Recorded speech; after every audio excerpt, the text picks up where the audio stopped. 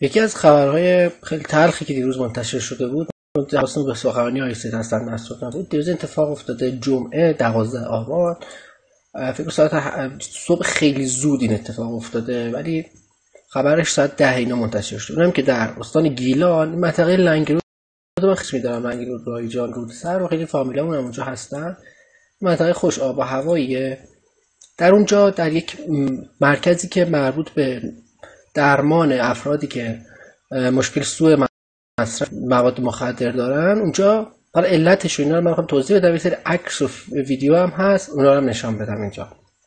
موضوع چی بوده؟ این که در واقع در یک مرکزی که گفتم زیر نظر بهزیستی بوده گویا و مرکز مجازی بوده، در واقع آتش سوزی اتفاق میفته. علتش هم این بوده که یک بخاری کنار یک پرده‌ای بوده، باعث میشه آتش بگیره اون پرده و آتش شر بشه. الان یه چیزی که من می‌خواستم بگم همینو بگم که در استان گیلان، مازندران، اون مناطق سقف خونه ها کلا، حالا سقف خونه ها، ایوونه هاشون و غیره، خیلی از جنس چوب هست، حتی پوششون. و این مزید وقتی آتش سوزی میشه خدا نکرده توی اون مناطق، این مزید بر علت میشه و شدت آتش سوزی میتونه خیلی تند بکنه. توی اون مرکز حالا الان وزیر کشور رفت و غیره، حالا قوه قضاییه، رئیس قوه قضاییه که اصلا دستور مستقیم بده که پیگیری بکنن و غیره. من چیزی که توجه جلب کرد که همین ایرنا هم نوشته بود که در واقع مسئولینی که اونجا 32 نفرم متاسفانه 32 نفر هموطن ما از دنیا رفتن متاسفانه. چیزی که توجه جلب کرد این که به سرعت در واقع چند نفر رو اونجا انتظار گفته که ببین مدیران کمپ و مسئولینی که در این زمینه وظایفی داشتن تحت نظر هستن. خب تحت نظر. حالا بحث مسئولیت و تقصیر دو تا چیز جداست، این بحث حقوقی داره. اما به نظر میرسه قصوری که بوده، یعنی حالا قصور به هر نحو دید که سیستم ایمنی اونجا به چه صورته، آیا مثلا اونجا بخاری باید نصب می‌کرد نمی‌کرد. چیز مهم اینه که گفته میشه که من اینجوری متوجه شدم از توی خبرها، اینجا تعداد افرادی رو که نگهداری می‌کردن بیش از حد مجاز بوده، در واقع بیش از حد مجاز بوده و اینا اون تو در واقع گیر افتاده بودن وقتی که اتفاق میفته. حالا تاریکی شب بوده، ببینم ساعتی بله ببینید ساعت 5:45 صبح، یعنی 24 ساعت قبل. الان شنبه ساعت 6. خب شنبه ساعت 6 دی 24 ساعت قبل، یه رو پیش این اتفاق افتاده. حالا ما رو عکس‌ها رو من پلی می‌کنم دونه دونه تا یا موضوعات یادم بیاد که چه چیزایی اونجا بود. در ویدیوها من دیدم، ویدیوهاشو ندیدم، عکس‌ها رو اما پلی می‌کنم. خب یه بلوک بزرگترش بکنم پلیرشو. اینو ایرنا منتشر کرده. نوشته چی؟ گفته میشه اینجا قبلا مدرسه بوده، بعداً در اختیار در واقع زیر نظر بهزیستی قرار گرفته شده که این مسئله بپردازن. همینطور میبینید سقف، من حس میکنم اینجا سقفش آتیش گرفته یه دفعه، چون من دیدم در استان مازندران خصوصا که سقف خونه ها رو چوبی میسازن، چوب و سفال و جور چیزا. حالا یه بنای اینجوری، حالا تو عکسای دیگه مشخص خواهد شد.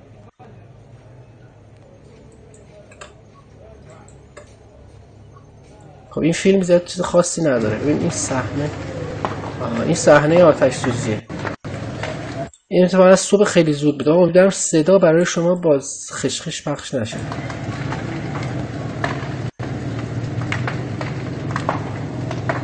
خیلی تلخه، خیلی صحنه تلخه. افراد نمیده. بعد دیدم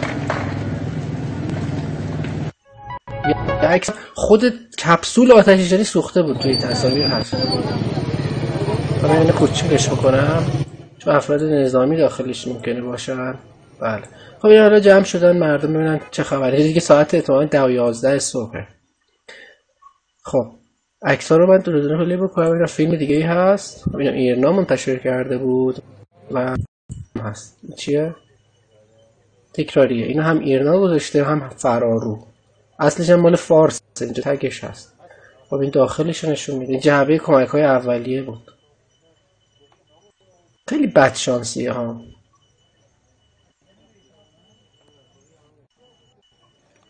که افراد برن اونجا برای درمان خودشون بعد همچین اتفاقی بیفته. مسئله که هست اینه که ازدحام اونجا زیاد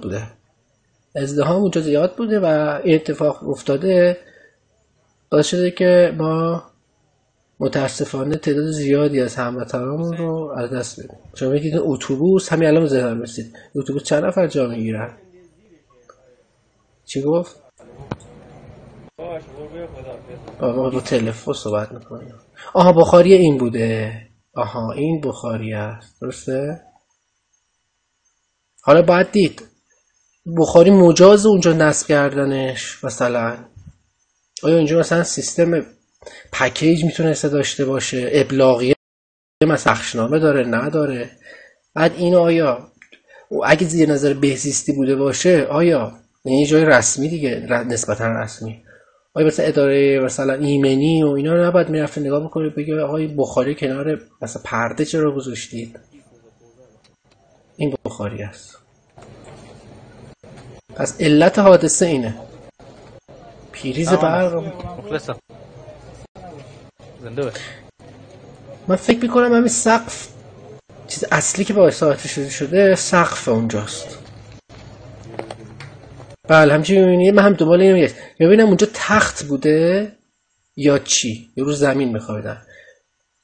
اگه روی تخت بوده باشه هم این خود دوشکی تختا باعث آتش سوزی میشه، اگه رو زمین بوده باشن رخت خوابا. حالا سقف وقتی سقوط میکنه اینا در واقع راه فراری نداشتن دیگه، بیچاره.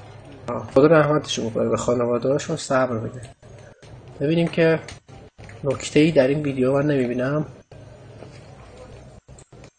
بله این چارچوب اصلا چارچوب چوبیه، چارچوب تیرهاش بودن، دقت کرده بود. ببین آها یه بخاری دیگه هم اینجاست. نمیتونه این بخاری بوده باشه. میدونید چرا؟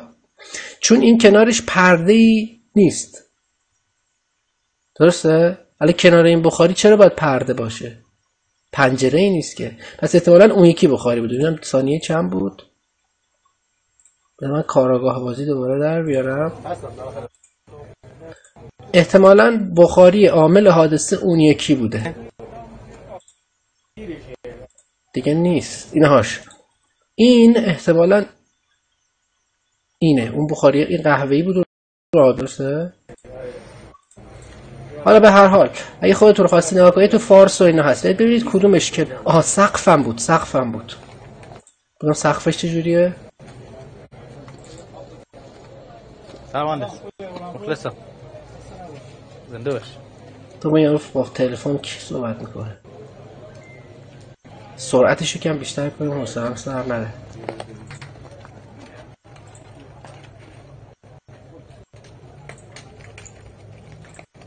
خب ببین سقف ببینید، سقف چوبیه. حتی سفال هم الان چند دقیقه پیش گفتم، من اینجا حتی سفال سوخته هم دیدم. بله این ایرانیت سقفش چوب بود و داری پوشه. همینجایی که ببینید اینجا آوار نیست روی زمین. جالبه که ببین آوار روی زمین نیست، سقف سوخته روی زمین. پس چیزی که باعث حریق شده اینجا سقف بوده در واقع. در هم حالا به هر حال اینطوری بوده که بسته بوده، نمیتونسته احتمالاً به راه. این سقف سوخته یه دفعه و سقوط سمت داخل مجموعه. آها از این زاویه قشنگ میشه همه چیزو دید. ببین سقف کامل چوبی هستن.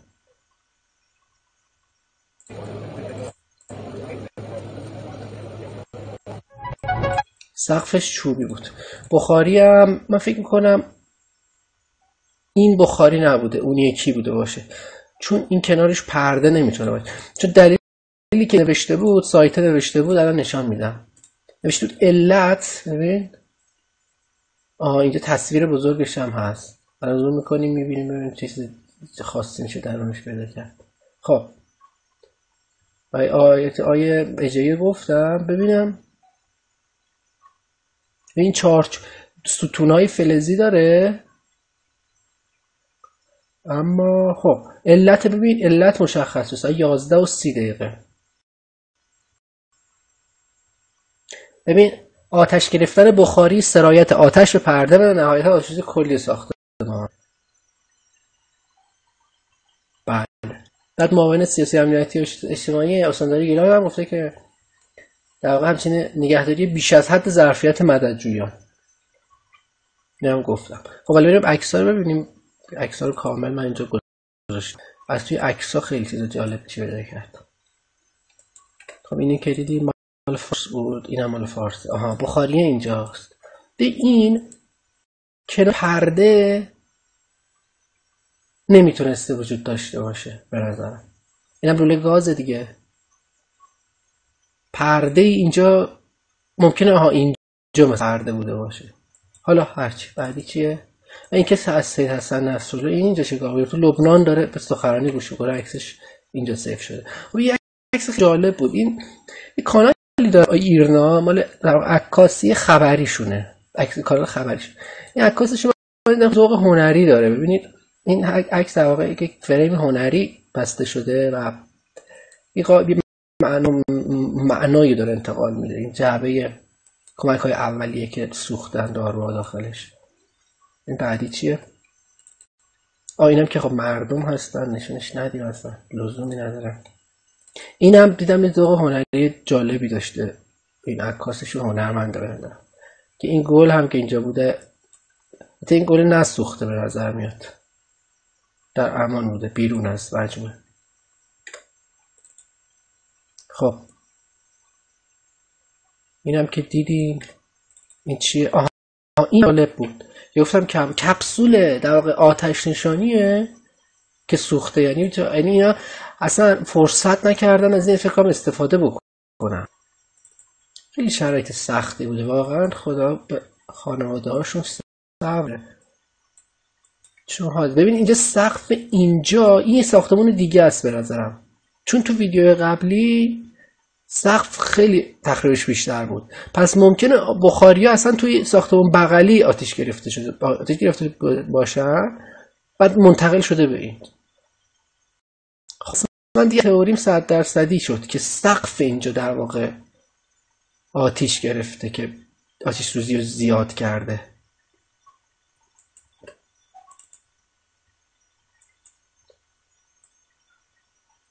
کتونی هاشون هم مونده اونجا.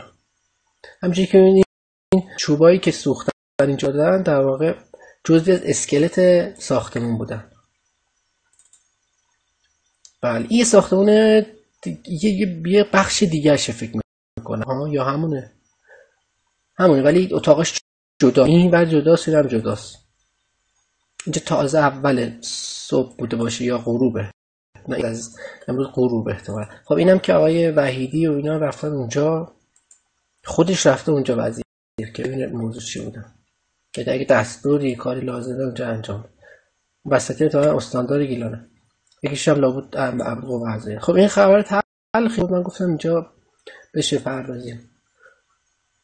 خب این فیلم هم که من نشون دادم مال فارس بود و دیگه به این کمترینش اینه که اهمیتش اینه که ما بدونیم که اگر بخاری گازی استفاده بکنیم در خونه کنار پرده نذاریم، حتی لولش هم داغ میشه. جنس پرده هم همه پلاستیکی دیگه. لوله بخاری و خود بخاری نزدیک پرده نذاریم، خصوصا اگر در زندگی میکنیم که سقف خونه ها چوبی هستن و اصلا کلا بخاری کنار چیزی که سوختنیه ممکنه داغ بشه قرار ندیم.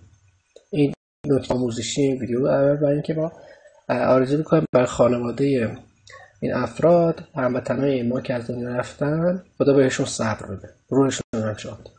خب فعلا همگی خدا نگهدار. حالا امروز 13 آبانه، یک تجمعی از چند ساعت دیگه در تهران. من میخوام خبر اون رو نشون بدم. چند ساعت پیش رفتم از تهران بعضی جاها ببینم چه خبره. تجمع ساعت 9 صبح. فعلا همگی خدا نگهدار. راهپیمایی در واقع تجمع نیست.